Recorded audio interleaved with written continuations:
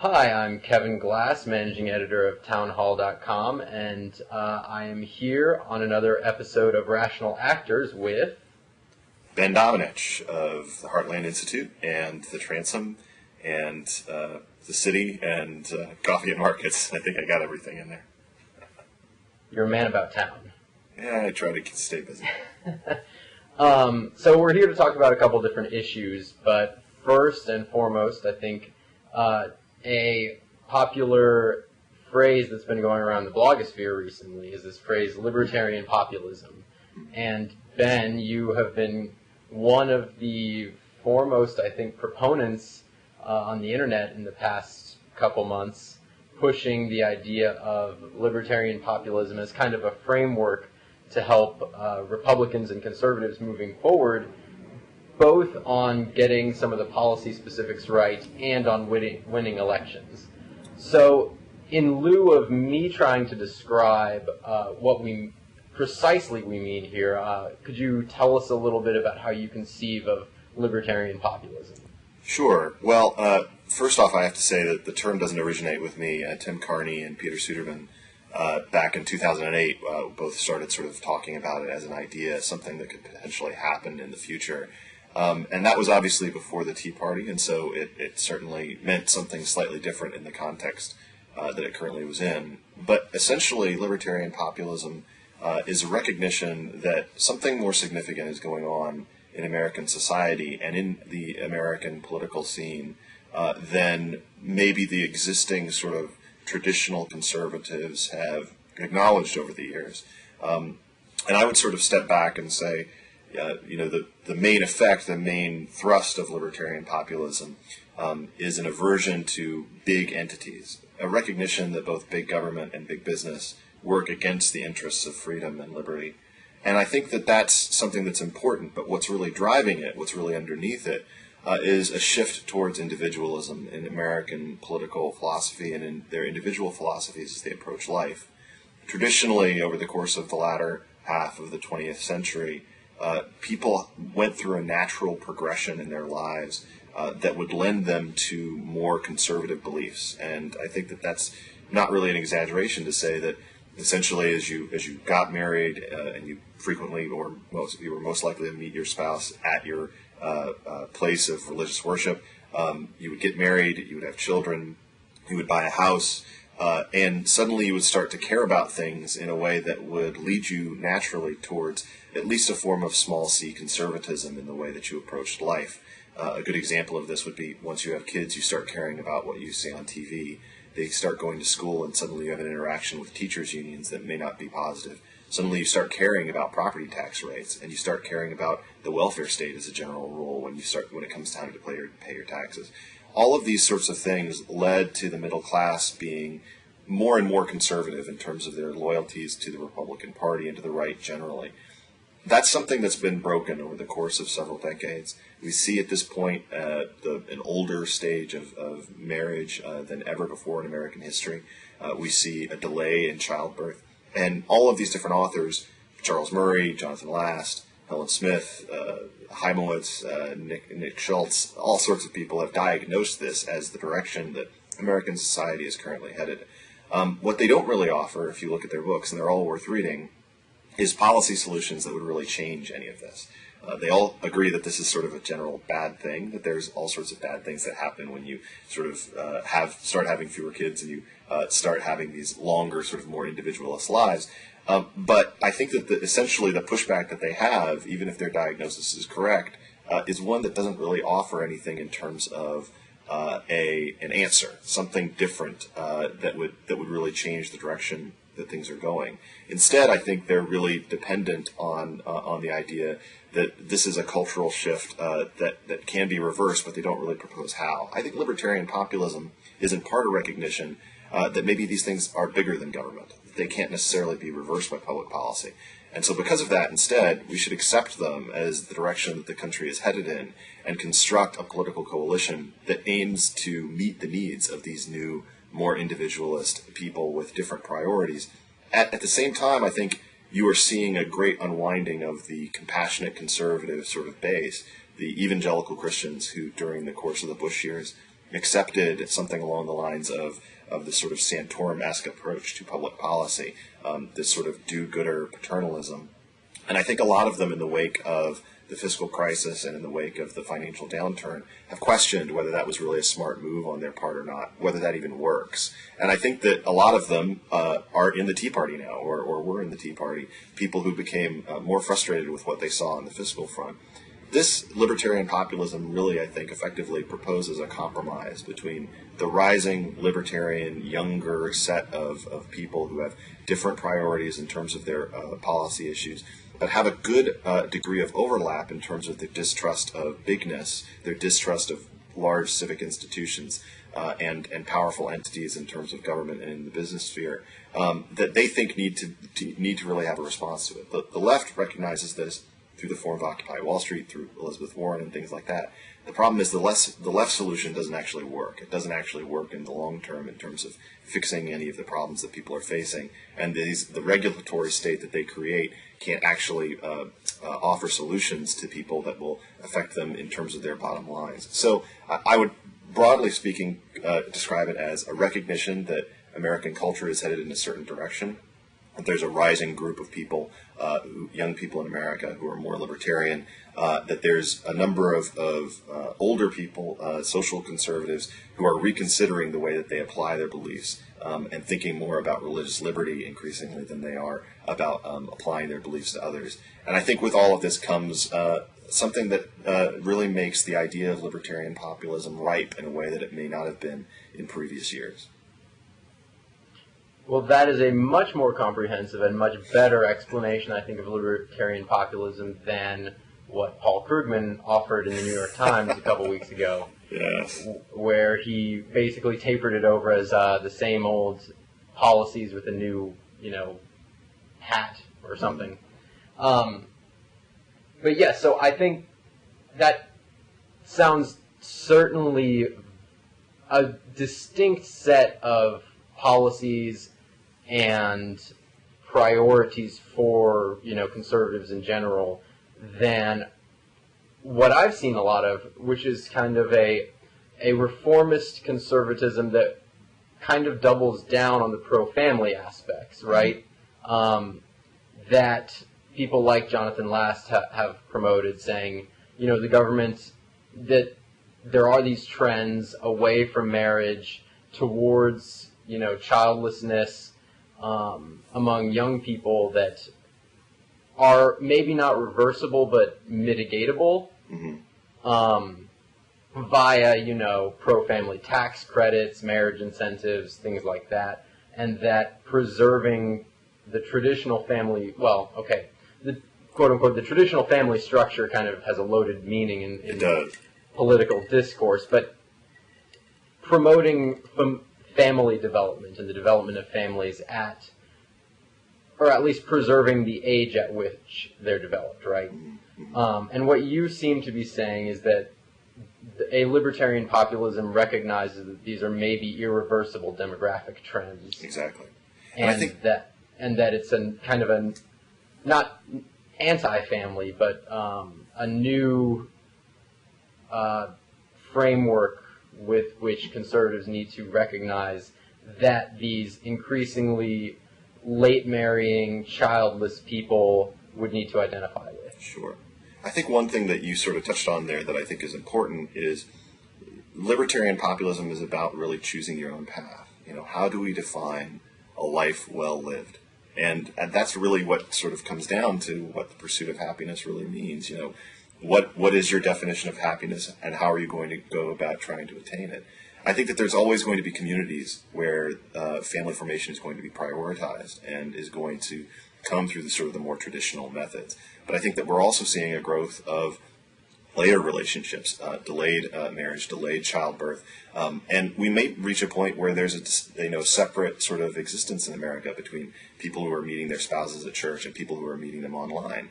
It'll be interesting to see which relationships actually are stronger over the long term.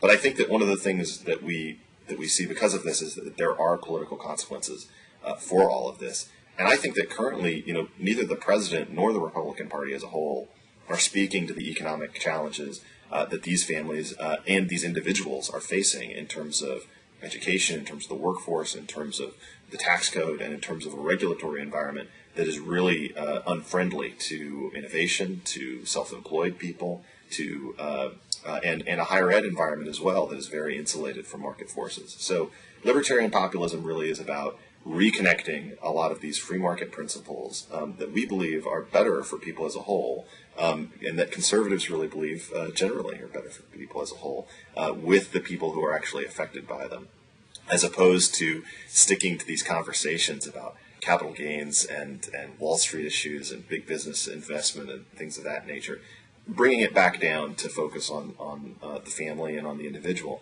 And so in that sense, there is a good deal of overlap, I think, between the kind of reformism that you talk about in terms of the focus. But I think that the aims are very different and the tactics involved are very different, in the sense that libertarian populism is libertarian. It's going to dismiss, I think, a lot of these sort of traditionalist views of the way that people ought to live their lives.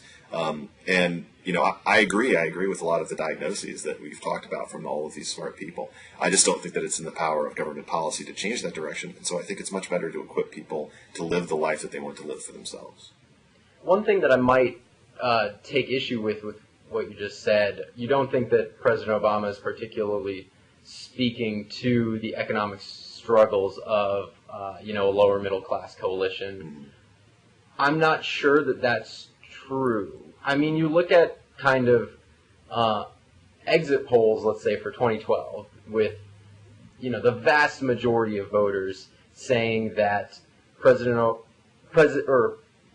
Mitt Romney actually they would trust with the economy over Barack Obama. I'm sorry, not vast majority. A very slight majority saying that they thought Mitt Romney might be trusted with the economy over Barack Obama, with the vast majority of people saying that the economy and jobs were the number one issue, by far.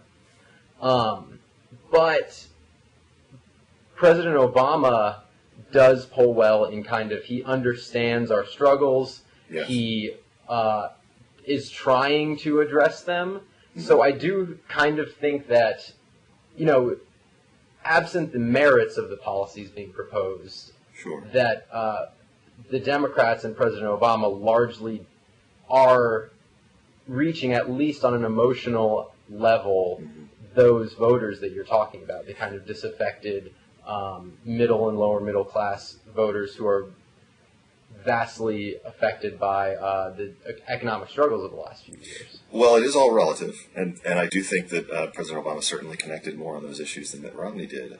But I also think that the nature of Obama's response is what allows the opening for libertarian populism. Essentially, his response is, and I think he really reiterated this in the New York Times interview that he gave the other day, it is one that sort of says, in this era where you can't trust in anything and you don't have any confidence in your future, government will be there for you and will be there for you in all these different ways.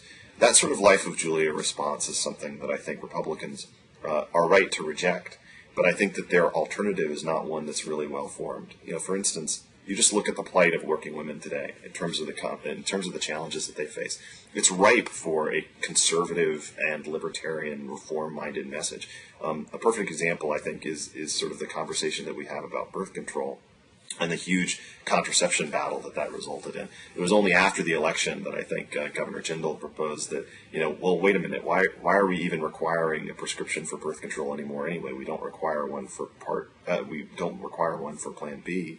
Why can't you just buy that over the counter, tax-free with your HSA, just like you would any other drug, just like you would aspirin? Nobody really thinks that they ought to get these things for free, but they do want to actually have access to them. What President Obama was promising them was the security of access. And I think that that's true across the board when he sort of connects on these issues. But that's something that isn't sustainable in the long term, I don't think. In addition to that, I don't think that it actually leads people to have the kind of happy life that they want to have for themselves. But it needs a response. You can't, Dan McLaughlin is fond of saying, ideas don't run for president, people do. And unless you run a person who actually can connect on that level, I think that you're not going to be able to get very far. So there's still a degree of additional problems that I think, have to be worked out over the course of this. But I do think that libertarian populism represents a more distinct break from the kind of philosophy that we've seen on the right, over the past 2 decades. It's not the kind of thing that is being proposed by Pete Wehner or Michael Gerson. It's not something that is being proposed in terms of let's just tweak the message, let's just embark on this sort of tactical shift. It's something that I think is basically a recognition that the Reagan coalition of the 1980s that endured into the early 90s broke apart for a bit, and then was reborn again with the threat of terrorism, Islamic terrorism, as a replacement for the Cold War in a unifying effect. Really can't be an example for the future. I don't think that you can use 2004 as a replicable event, and so because of that, I think you have to adapt, and you have to recognize that the two sort of major sweeping elections that we've seen over the past 2 decades have been the 1994 and the 2010 election, and to a degree the 2006. In each case, there was a populist, anti-Washington, anti-cronyist message being waged by the challenging party. And I think that with that sort of comes a recognition that it's a bigger problem for Republicans. Not that they don't care about you, but that they're viewed as caring only about the big, the rich, the established, the elites. And I think as long as that endures, Republicans are going to have a problem no matter how eloquent their candidate is. That seems like a much longer term kind of framing issue, I think. Obviously the stereotype is that Republicans are the party of the rich, they're the party of the businessmen. And I do think that is definitely where libertarian populism is probably right in its critique, in trying to move, at least rhetorically and symbolically, away from conservatism and republicanism as the party of big something, be it big government or big business, which we've seen both of in the past on the part of the Republican Party. You brought up the birth control fight, and that seems very representative here, in that libertarians and pro-family conservatives were kind of gathered together on the same fight, in that pro-family conservatives obviously are saying widely available, taxpayer-financed birth control being available to young women and teenagers is a sexualization of society that we're generally against, and libertarians saying, well, why is the government paying for any of these sort of treatments, be it birth control or aspirin or whatever? And it's kind of a more symbolic issue for them in the government takeover of health care, because now the federal government kind of has to set standards universally for what counts as whatever we call health insurance. But on some of the other kind of key policy issues, and this is a critique that I know some of the more coherent, more honest critics of libertarian populism have other than made. Paul. Right.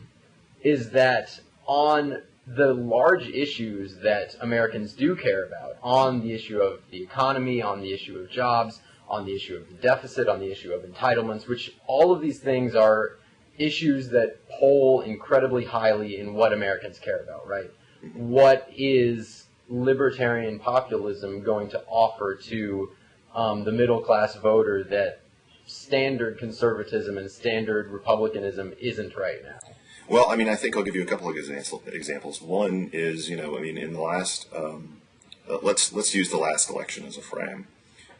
In the last election, all but 2 of the candidates were in support of the the current ethanol subsidy regime. They were in support of just about every fuel standard that you can mention, just about every subsidy that you can mention within that space, just about every mandate within the energy and sort of the gas and groceries type things, the sugar subsidies, in terms of any of those impacts. You would be hard pressed to find anybody who is saying we ought to break things up. Now they're doing those for sort of crassly political purposes to get through the Iowa caucuses, but it's still an example of how those types of subsidies absolutely do have an effect in terms of the price of food, in terms of the price of gas, and in terms of the staples that Americans see Obviously, core CPI doesn't include those things when it comes to inflation. But if you actually look at the charts, in an era of stagnant wages, they are chewing up a bigger and bigger portion of most families' budget. In terms of sort of the lower and middle class, I think libertarian populism would share a larger critique of the payroll tax and Republicans' allowance of the payroll tax going higher under the fiscal cliff deal than any of the income tax sides of things, because that's first dollar stuff that comes out before you even buy your groceries or your gas. And in terms of proceeding forward, I think an immediate sort of approach to either elimination or to phasing out the payroll tax over the course of a couple of years would be advisable, considering that essentially it's fictional to say that it's actually funding the trust funds that it's supposed to be going towards. So why should we continue that kind of a falsehood? I think that when it comes to those sorts of issues, that represents a significant break from the typical approach to things. Ross Douthat pointed out about a week and a half ago, 2 weeks ago, after the Farm Bill vote, how a libertarian populist would have said we should cut both the food stamps and the ag subsidies. Okay, the Republicans basically did the worst, from his perspective, in terms of cutting the food stamps, but then protecting the ag subsidies. This is the kind of thing that I think libertarian populism represents, which is essentially saying we're not going to play ball with these guys anymore, the bigs who are insulated from what's going on within the marketplace. Obviously, Tim Carney has written the most about breaking up the big banks in terms of his approach. There are a number of different ways to do that: limited purpose banking, and capital requirements. Jim Pethokoukis has written extensively about this as well. But that absolutely has an effect in terms of the prices that people see. The big banks are speculating enormously on farmland right now in the Midwest because of the kind of advantages that they can get with interest rates where they are. And that absolutely has an effect on the bottom line of the American people in terms of what they actually pay for when they buy goods at the grocery store, and it affects families more than anybody else. Obviously, that's the sort of thing that I think is a message that requires a bit of finesse in terms of connecting it, but it's also one that Republicans haven't been talking about at all. It's not one that really gets to these sort of pocketbook issues. They're still talking about income taxes to a much greater degree than anything else. And when it comes to these types of issues, I think that libertarian populism actually has a lot to offer, particularly in the sense that it no longer is interested in protecting these sacred cows, these carve-outs or these subsidies, rejecting the fiction that sort of these tax advantage things function as tax cuts, and recognizing them for what they are, which is expenditures that are taken out of the pockets of America's working families and given to large entities who've lobbied effectively over the course of years in order to protect this kind of thing. Competition is better for the American people, and I think that that's something that libertarian populists share with a lot of free market conservatives. But I think that they go beyond that to say that big government isn't the only enemy of competition, that businesses are as well, and that has to be recognized. Yeah. The payroll tax thing is certainly interesting, because if we took what you just said and we start phasing out the payroll tax just completely over the next, let's say, 5-10 years, that makes the tax code a lot more progressive on the whole. It does. Which seems like anathema to conservatives, right? To say Sure. that, on the whole, we are going to shift the tax burden more heavily to the rich and less from the working class. Sure. But I think that you can mitigate that largely by moving to, on the income tax side, a flatter and cleaner code, one that allows for fewer carve-outs but has lower rates, and probably just 2 or 3 rates at most. And whether that looks like a 15, 25, 35 thing or something along those lines, there's a lot of different ways to do it. But either way, I think you can end up in a situation where you're not actually taking much of a bigger chunk out of what the rich are actually giving, and you ending this fiction of having middle-class families pay into Warren Buffett's retirement fund before they actually pay for their family's food. Well, I guess, so if you were to say we move from, we move to a payroll taxless tax code while at the same time getting a flatter and simpler code, the flatter, simpler kind of rests upon getting more revenue as well from people like Warren Buffett. By ending things like the mortgage deduction, or just capping them. I mean, I actually think that was one of the few things that Mitt Romney sort of said that I actually liked, in terms of just saying, we should cap the deductions at a certain amount, and beyond that you can't do it. And that fits in certainly. That was one of his favorite proposals that I had, I think. All three of them. Right, exactly. The capping deductions certainly, in terms of broader tax reform, plays into, we're going to keep the good things that the working class, the middle class enjoy, and we're going to kind of go to class war with the rich folks and say you can have mortgage deduction, but only up to $25,000 or $50,000 or whatever his bucket amount was. But again, that's an income tax code getting more progressive, and to me I think that's probably good on the policy merits, but it sounds hard to sell to your median Republican voter right now. I think yes and no. One of the things that I think is interesting about this is that, within, let's sort of step back and look at how warped the current tax and subsidy regime really is. In terms of the proposals that you see, sort of every year from a guy like Tom Coburn, where he's finding, $40 billion worth of waste and things of that nature that are in the tax code, money that's going to ridiculous projects and things of that nature. I think that all of those kind of projections are a starting point for funding the kinds of things that you would want to do here. But additionally to that, I think that libertarian populism, as a general rule, is going to recognize that the elites have been insulated in large part and have the flexibility to escape the damage of the tax code much more easily than the middle and lower class do. And I think that one of the things that we haven't talked about really yet is something like the state and local tax exemption. I mean, that's a good example of the kind of thing that you would have to phase out under something along these lines, and that would, in terms of the tax burden that is seen by the middle and lower class, that would mitigate some of the savings that you would see through a flatter and simpler code. But that's also an example of people being insulated from the consequences of their decisions, in the sense that, if you have that state and local tax exemption, you don't feel as much the punishment from living in a high tax state versus living in a low tax one. And I think that that's the kind of approach that libertarian populism really represents. People shouldn't be insulated from the consequences of their decisions, and they should, essentially be able to make the choice about the kind of life that they want to have within that context, with as little pressure from the government as possible. They ought to be able to spend as much time as possible working for themselves and less for the government. And I think that requires a number of shifts, but within sort of this broader conversation that we're having, the only way that I think that Republicans will ever break the idea that they are the defenders of the big, the rich, the established, the elites, the boardroom, and not the kitchen table, I think that that's going to require them to make some of these harder choices when it comes to the kind of proposals that they're going to make. And I think that they can do that at the same time while pursuing a more libertarian approach to the way that people are freed from the burdens of government in other ways as well. Not just within the tax code. Taxes aren't the only frame. But I think that there's a number of different factors that come together here that form, I think, a more coherent approach to the way that we sort of view the nation moving forward.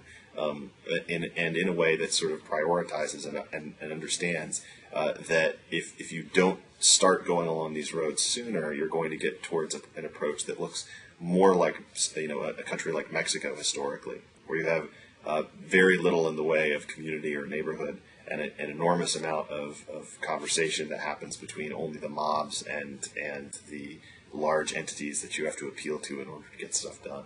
And I think if you don't have a shift that tries to restructure power in a way that shifts it back towards the individual, towards the family, then they really are likely to end up in that sort of scenario where everything is done through these sort of appeals to the power on high to come and save them.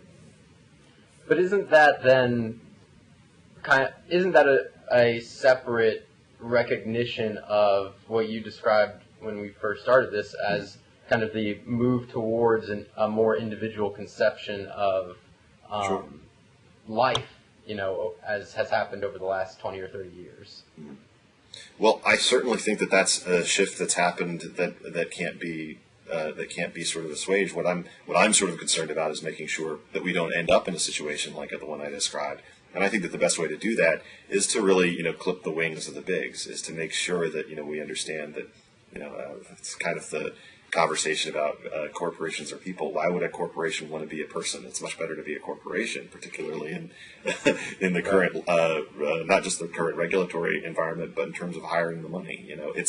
It's not really, I think, about sort of necessarily predicting where we end up. I hope that we don't end up like Mexico, but I do think that if we don't really restrict and make sure that those the entities that have grown so large, thanks to the protections of government, not because of their own prowess within the marketplace, but thanks to the regulatory state, thanks to the protections of government, then you're going to see the consequences of it. Just to give you one example, just because it's something that I think is a good one, within the healthcare space, what we've seen over the past several decades in terms of the decline of small practices and traditional doctors, the kind that you saw for generations growing up, is overwhelmingly due to the crush of government regulations that have driven small practitioners out of the market, that have forced monopolization of large hospital entities, and that because of that have increased prices generally because they have so much marketplace power, they have so much monopolization over a market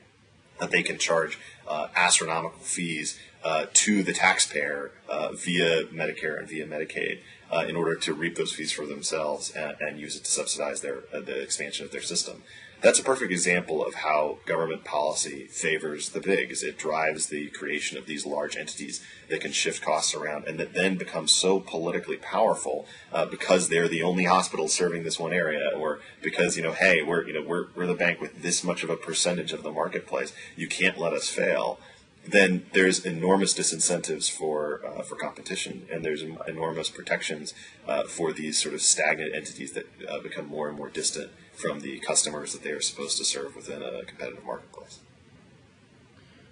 Yes, and that certainly ties into a lot of the healthcare implementation going on right now, but that might be a discussion for another time. I want to get into kind of our changing media environment.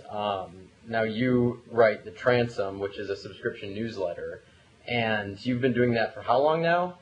I started that in August of 11, so Right. so coming up on 2 years. And we've been seeing a rise of actually subscription-based newsletters and websites in the past few years. And I kind of wanted to prod you on why you think that going to a subscription-based rather than advertising-based content model is going to be sustainable in the future, and why we've seen actually a lot of people kind of going that route in the last 2 or 3 years.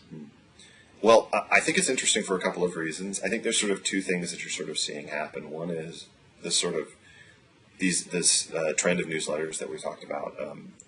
I think you saw it sort of originally within the sports sort of space. There were a lot of people who had subscription newsletters through there. For my own part, within the political space, virtually everything that I saw that was out there was sort of unpaid and advertising revenue based and was housed within some larger entity.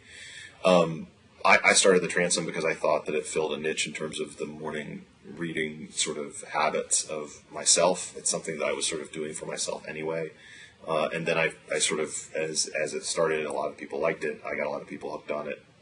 And now it has several thousand subscribers, and in terms of the engagement that I get from my readers, it's really incredible. There's a ton of journalists and producers and politicians on it, and so that makes it very interesting.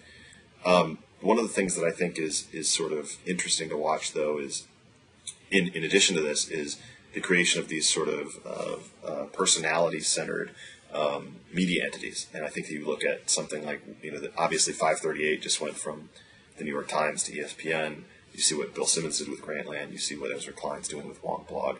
You have sort of a new type of media entity where they have a pool of reporters sort of around them, around sort of a central kind of either personality or brand or something of that nature. And then you have the ability from that to sort of create content that goes along and that stays sort of constant in terms of analyzing different threads that are running through the news media. I think that what's interesting about this to me is that We don't really know what journalism is going to look like in the next few years, online as people try to sort of figure out how to move forward. I can't remember who said it, but there was a quote recently that I read, and I think a Business Week article about, I saw the best minds of my generation wasting their time trying to figure out how to get people to click on ads. I think that that's true to a certain degree, and I also think though that people are more and more willing to pay for quality content online. They're getting more and more used to it, and I think that with that comes an opportunity to sort of make your time worthwhile in terms of my own side. It's just analysis and aggregation, but in terms of some of these other folks, I think they're actually getting to a point where they can do real reporting. What's interesting to me is whether this is something that's going to be sustainable or whether it's sort of a blip before something else comes along. Mm-hmm. But I do think that we sort of moved into this post-blog environment, this post, traditional advertising environment, where there's an opportunity to have sort of a more subscription-based, traditional model. I'm fascinated by your ideas and wish to subscribe to your newsletter and that sort of thing. Right. It's something that's been happening kind of across the media spectrum, too. You said sports journalism was maybe one of the first entrants there, but I think you could make an argument that what Netflix has been doing is along the same lines, which is that, they're building a content network. They're building what might be a TV station if this happened 15 years ago, but they're doing it you're going to give us $6 a month, and we're going to provide you with, not obviously these, you might call them, syndicated shows, but also our original programming. And that's kind of, in the past, it's had advertising absolutely necessary to support that. And I think we're seeing that people are more willing to pay with money rather than eyeballs for content. Now, again, like you said, if that's sustainable, it'll be interesting to see, but certainly in the era of really advanced internet analytics, advertisers themselves are kind of shying away from the internet. Mm-hmm. When an advertiser places a banner ad on a very large journalism website, and they see not that many people are clicking to my site, and far fewer than that are actually buying the product that I'm trying to advertise, we're seeing ad revenue shrink up kind of across the board. We're seeing consolidation, I think, in the largest media enterprises, but other than that, people are going independent, like you've done with the Transom. Mm-hmm. I think you're right about that, and I think I made the comment, I think, to Ezra Klein, about 6 months ago that hey, if you wanted to do the same thing, you could do it, and you wouldn't have a problem, I think, sustaining it and probably having the same sort of staff level. Now, I think there are certain people who are going to be entrepreneurial about these sorts of things, and certain people who won't. There's always a risk that comes with that, but I think that one of the things that is interesting to me about this is the idea of building institutions as opposed to just building personality brands. I think Glenn Beck's sort of approach is really interesting in that front, in the sense that he's built an incredible network on this sort of, the huge personal fan base that he has of subscribers, and then he's built sort of a TV network around it with multiple shows and advertisers as well. And now he's getting the network back on TV and has it going through sort of multiple different avenues. That to me is fascinating. I mean, he made, at least according to Forbes, he made more money than Oprah last year, which is just, it's astounding, in the sense that you sort of think about it as being, a separate sort of entity. But I think these niches that have cropped up in the way that people consume their media have led to this circumstance where you have people who become trusted sort of as arbiters of what's good, what's worth reading, and what isn't, what's worth paying attention to what's the real story. And in a media environment where you just have so much flying at you, I think that people are willing to sort of pay the equivalent of what they would have paid, or maybe even less, for a newspaper subscription, in order to get that kind of service. And we're seeing it. I mean, the Glenn Beck example is a really interesting one in that he's kind of backdooring his way into a traditional media enterprise, right? Where, he started the Blaze and the TV network, and now they're trying to get TV distribution deals rather than just be subscriber only online. Mm-hmm. And I think that the Ezra Klein wonk blog model is also starting to be copied other places, in that it's a traditional brand who brings on board large name and builds a huge network around it, and we're seeing that in a lot of, well, obviously Nate Silver. We'll see where it goes from there, but other organizations are kind of starting this. They're jumping on the newsletter trend. Mm-hmm. I've seen, Jim Garrity's morning newsletter at NRO is really excellent. Con Carroll's at the Washington Examiner is really excellent. Obviously, the Wonk book, Ezra Klein's, is really excellent. So there's kind of an experimentation going on with a lot of the big brands starting sub-brands that might appeal to people in ways that the traditional brand might not. Mm-hmm. Well, I think one of the things that sort of comes with that is a recognition that in the internet era, you no longer have to worry about or wonder about whether a columnist is getting read or not. You can see the data, and I think that with that sort of comes the knowledge that there's going to be certain personalities that people follow them, people pay attention to them, and people actually do things when they say to do it, as opposed to just listening or having it as background noise. That may be the difference between somebody like Beck and other personalities, that are in sort of the conservative media sphere, who may not actually drive as much attention, even though a lot of people listen to them, in total. That's the other thing that I think is going to be interesting to see as this sort of media evolution continues, where we figure out, I think within a few years, what does sort of this next iteration look like? I think it's funny in the sense that it's taken so long for this generation to think entrepreneurially about building institutions, about creating something that lasts, right, as opposed to just seeking out a Fox contributor gig and being a columnist somewhere. Well, that's the easy way, right? Yeah. I think it's interesting in that we're seeing some of the older guard attempt it. Like Andrew Sullivan going independent with the Dish is certainly an example of that. He was kind of one of the first pioneers of kind of this personality-based political blogging model, and he got subsumed by the Atlantic and then the Daily Beast, and then found his way back independent. So I think the success of Andrew Sullivan's independent venture is going to be really interesting to watch, because he was one of the first to the game, has a massive audience, by all reports has been doing really great in getting subscribers. So I think that might be kind of the canary in the coal mine on whether this independent model is sustainable in the long term.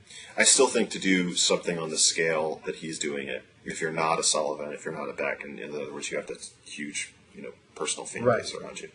I think you still need investors. I still think you need sort of seed capital to start up something that's really going to be, high quality and sustain sort of a quality. And with the Transom, since it's something that is essentially a side project for me, there's no safety net. There's no backup. There's nobody else to write it if I get hit by a truck tomorrow. Right. And so, I think that's the kind of thing where, you can't have that as a sustainable entity. You have to build an institution that has actual, sort of a number of people involved in it. But I do think it's interesting. It's certainly a fascinating sort of development to watch. And I do like the idea that people are more and more willing, like I said, to pay for quality content online. I think that's a positive development, and one that's been too long coming, and is always going to be better in terms of both the reader and for the producer than the ad model that we've seen in sort of a bastardized format over the past several years, where you've got these blast emails going out to lists and that sort of thing that nobody really wants to say. Right. All right. Well, Ben, thanks a lot for joining me today, and thanks for a very fruitful conversation, I believe. I think this libertarian populism discussion is going to continue soon, but it's kind of cresting, so we'll see where it goes from here. We'll see. Yeah. Well, thanks so much for taking the time to talk to me about it, Kevin. It's a real pleasure. Sure thing. Thanks a lot, Ben.